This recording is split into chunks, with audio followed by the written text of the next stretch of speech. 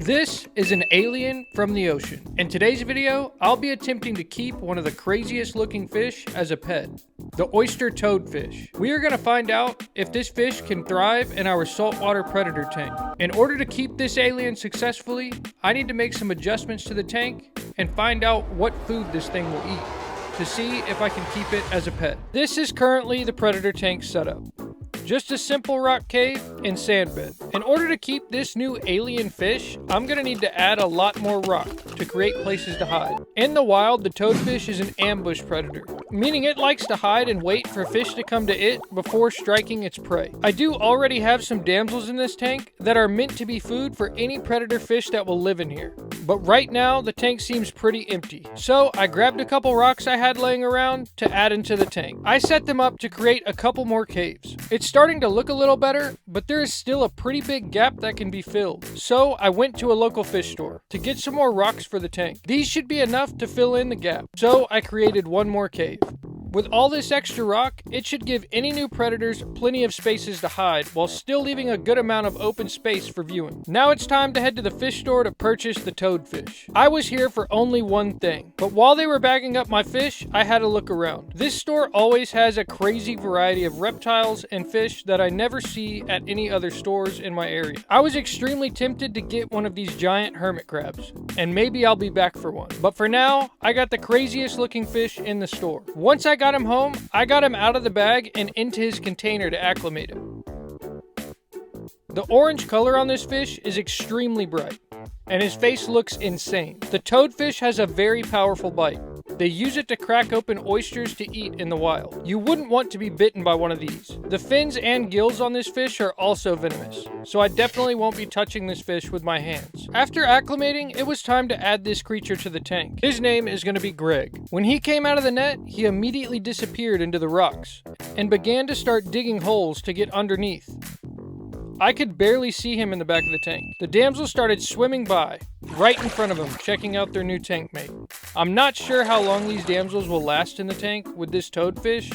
It looks like he already has a pretty good spot to ambush them from underneath the rocks. The damsels didn't seem too worried about him swimming right up in front. While Greg gets used to the tank, I don't think he'll be attempting to eat right away. He did create a two-way tunnel, so he could look out from the front and back of the rocks. I'm gonna let him get used to the tank for a while, so I went ahead and fed the damsels, and I'll come back later to check on the toadfish. Later that night, Greg was still in the exact same spot, and all of the damsels were still alive. The front hole to the tunnel he created was closed off. The next morning, the tank was extremely cloudy. I started to look around for Greg. When I checked the tunnel, he was gone.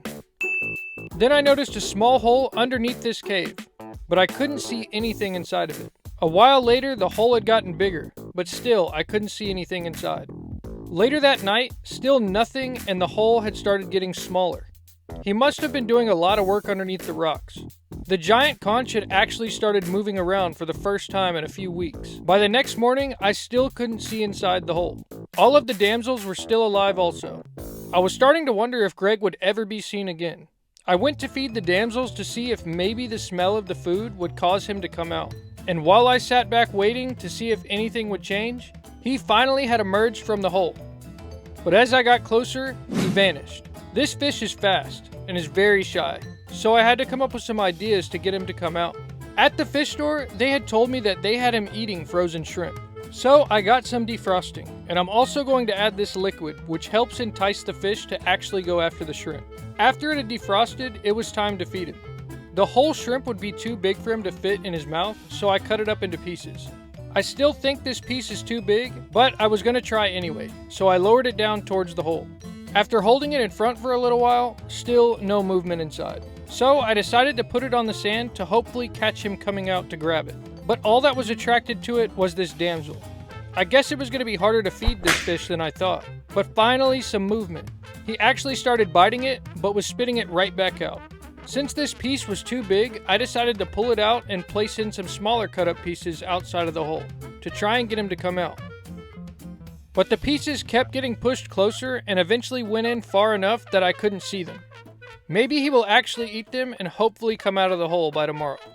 The next day when I came over to the tank, he was finally out where I could see him. I tried to get a good shot of him, but he immediately jolted back. This fish was extremely camera shy, but at least now he's not just in a hole. So we've made some progress. And a little while later, he was actually out in the open. So I approached the tank slowly so I wouldn't scare him away.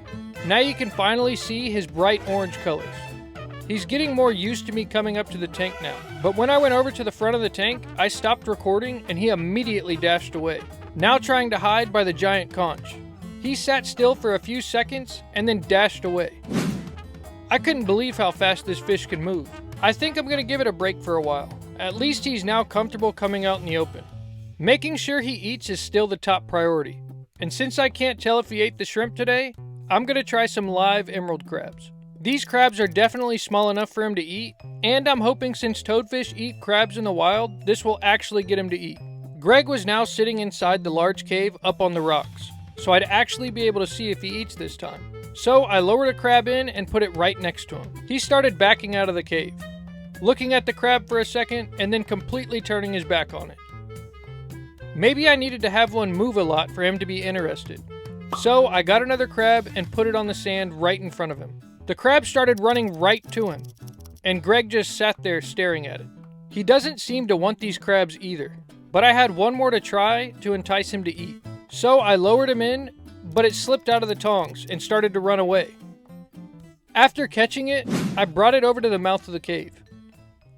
I watched for quite a while, but nothing was happening.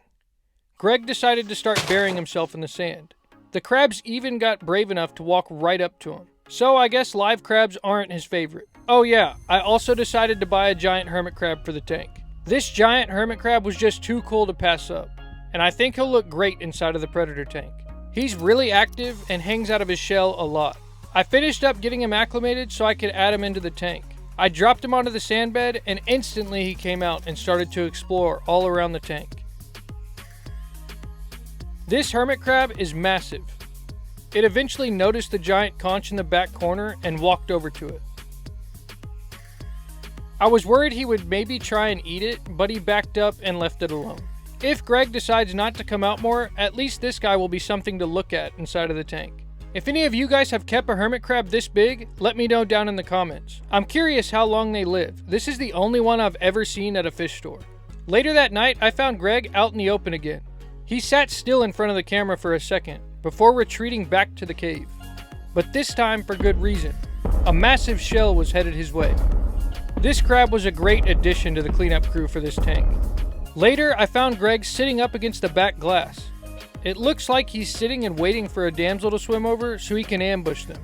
And the giant hermit crab had finally stopped moving around, just sitting inside of his shell.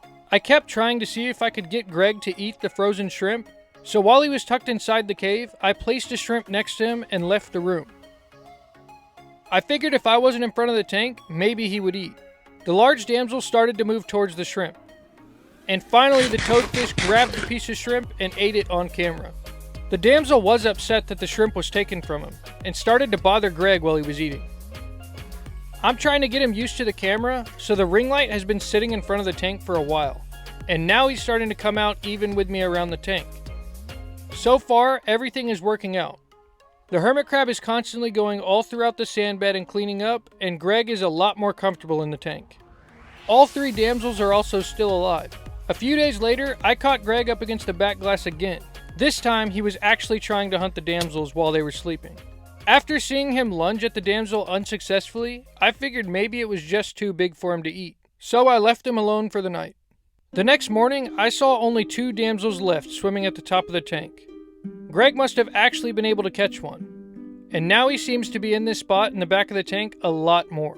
The next day, I went to Petco to get a new food for Greg to try. This time, I'm going to try frozen silver sides. But when I got back, something completely unexpected had happened. It looked like Greg had finally gone rogue. He ate the giant hermit crab. And as I was trying to remove what was left of the crab, Greg came right over to take another bite. Even though I had lost the hermit crab, Greg was becoming way more active in the tank. I should have seen this coming when I bought the emerald crabs to try and feed him, but I figured the hermit crab was way too big for him to eat. For whatever reason, Greg doesn't have any interest in the emerald crabs at all, but he would still not let me take the hermit crab shell from the tank. Since he still seemed to be hungry, it was time to try feeding him a silver side. So I thawed one out and cut it up into pieces.